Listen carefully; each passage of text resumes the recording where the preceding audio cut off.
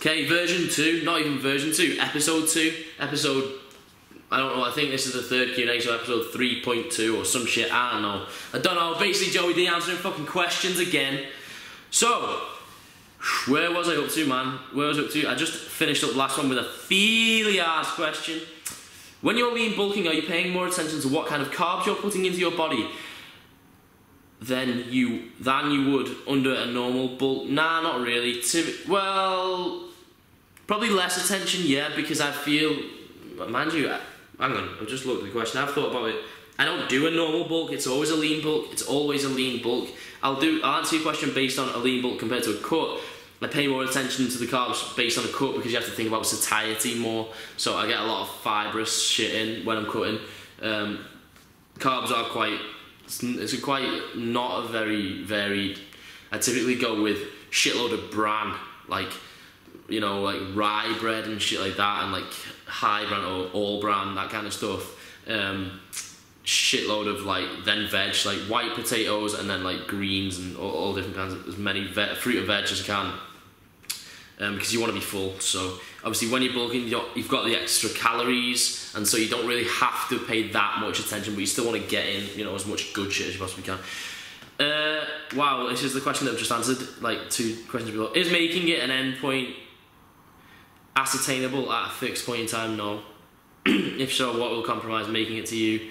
Have you already made it multiple times before? Yeah, I pretty much made it now, pretty much. Not even being like, I answered this in the last one pretty much, but not even like in a kind of arrogant, I've fucking done everything kind of way, but in a way that shit's just a journey, man, and I'm fucking happy with how shit's going, and some shit isn't perfect, but you have to embrace the ambiguity. It's fucking the journey, man. And so sometimes I am like, I do feel like I've made it already, because I'm conscious and aware of how sick life is, because I enjoy my fucking days, because I've got a lot to be grateful for. You know, I don't want to get too guru-y and shit, I don't know, I don't want to start, you know, but yeah, man, I think we've already made, like, having made it is just an appreciation for everything and how sick shit is. But I went in depth in the last Q&A if you want to watch that. When doing hip thrusts, I feel a lot of my posterior chain activate more so than glutes. Is this due to bad form or just the movement? I don't know, man.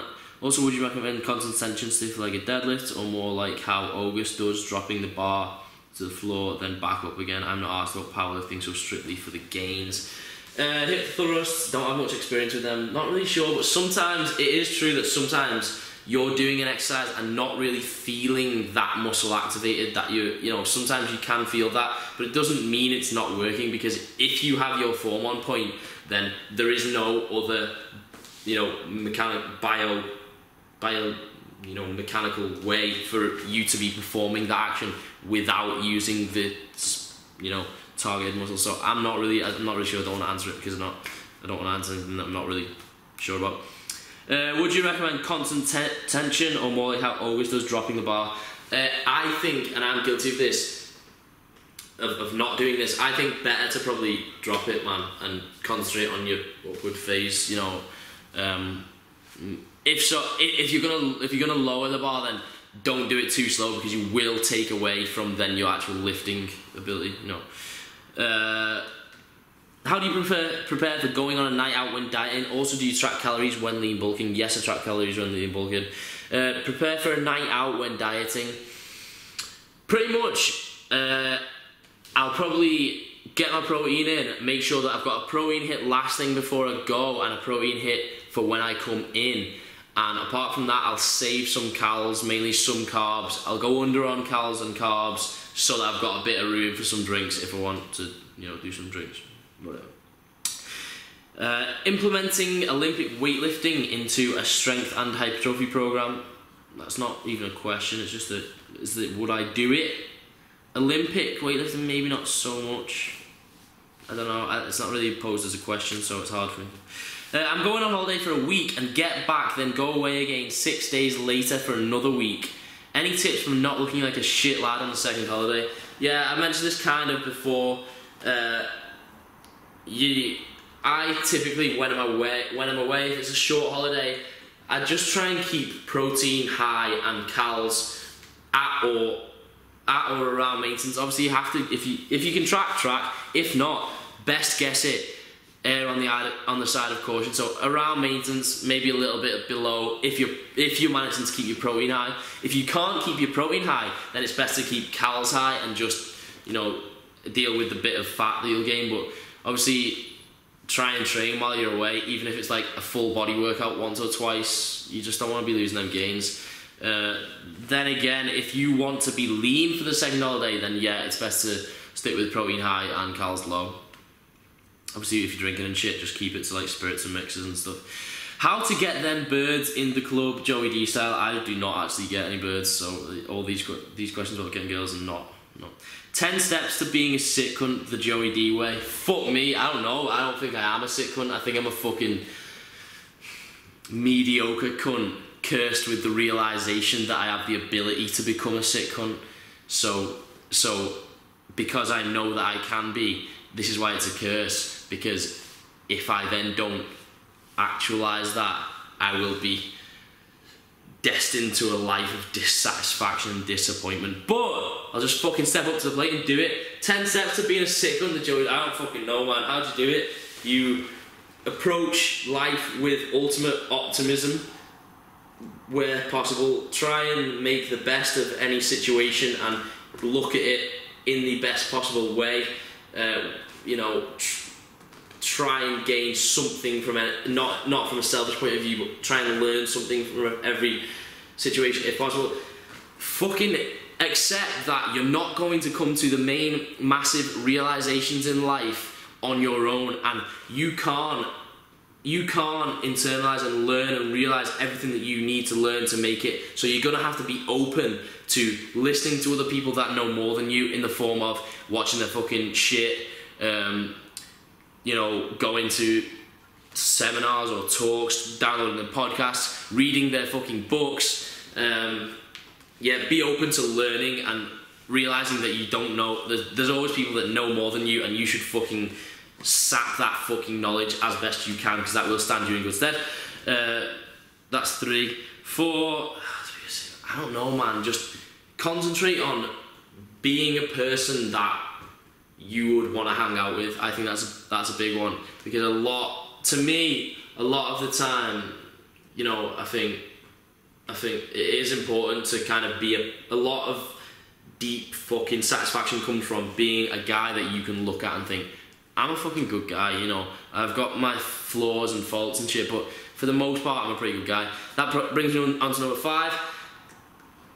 Take altitude, an introspective look. Being able to basically look at yourself from somebody else's point of view.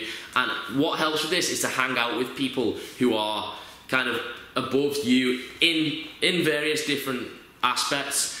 Like, example, small little fucking completely, you know, small unimportant example, but Tom, my flatmate, is the most groomed motherfucker in town. He spends like 10 minutes on his fucking eyebrows with a cutthroat razor in that mirror, like fucking more often than any guy should. But it helps me, because sometimes I like fucking don't shave for a bit, and I like don't put my eyebrows for a bit. And obviously you might not give a shit about this, but the things that you care about, you know, because I don't actually want to die virgin, so I've got to work on that shit.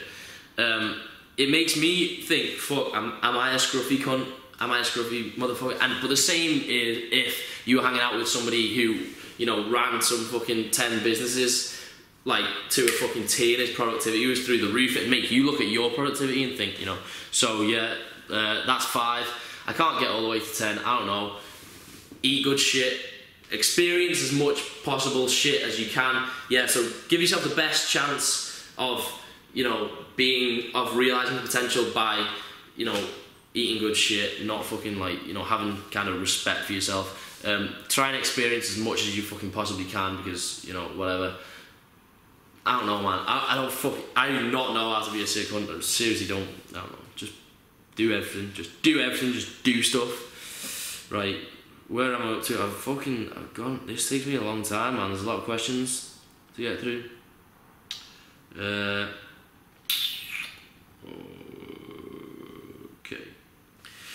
Where would you be if you hated lifting and thought eating clean was the be-all and end-all of fitness? I don't know, man. Not here. Difficult question, I don't really know. Eating clean, be-all.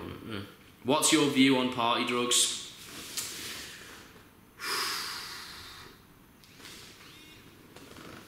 I think, but it's difficult to answer.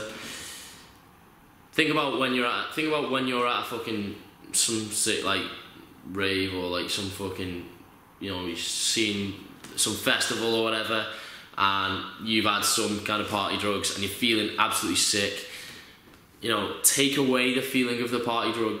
Take away all the feeling of any drugs or any alcohol and that, and think, would you be doing this? Is this the best use of your time? Would you be getting the most enjoyment out of this if there were no drugs, or if there were nothing like that? Party drugs, don't do it, man. Drugs are bad. Just don't do it. It's not. I don't know, man. I don't know. I'm gonna move on. Fuck knows. What's your view on keeping legs together on exercises like curls? I don't really have a view on that, to be honest. Sorry. How frequently do you hit a lagging body part during a week with consistency? If it's lagging, I would tailor my split to hit it more frequently. I don't know. Depends how frequently you're hitting everything else, but if you can hit something 3 times a week, do it. How do you maintain such a positive outlook and attitude all the time? I don't know, man. I think I've been lucky that I've not actually had that many hardships and shit to go through. Sometimes I wonder, actually, are you this positive motherfucker? Or are you going to be able to stand that test when something negative, when something really shit happens to you? Because I've been a lucky motherfucker, man. Nothing really that bad has ever happened to me.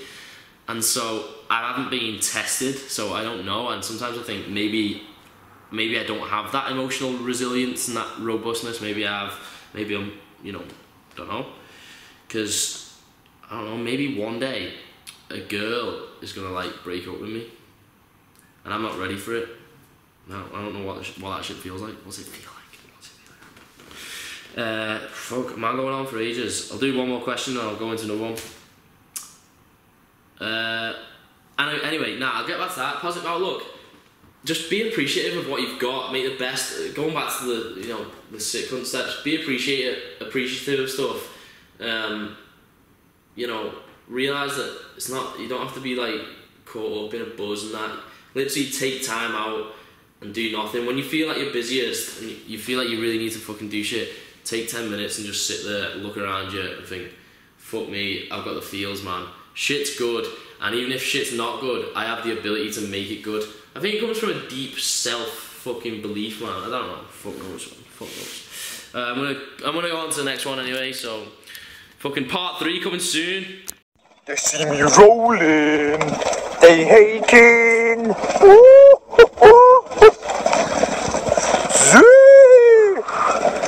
Joey Lenny is my hero.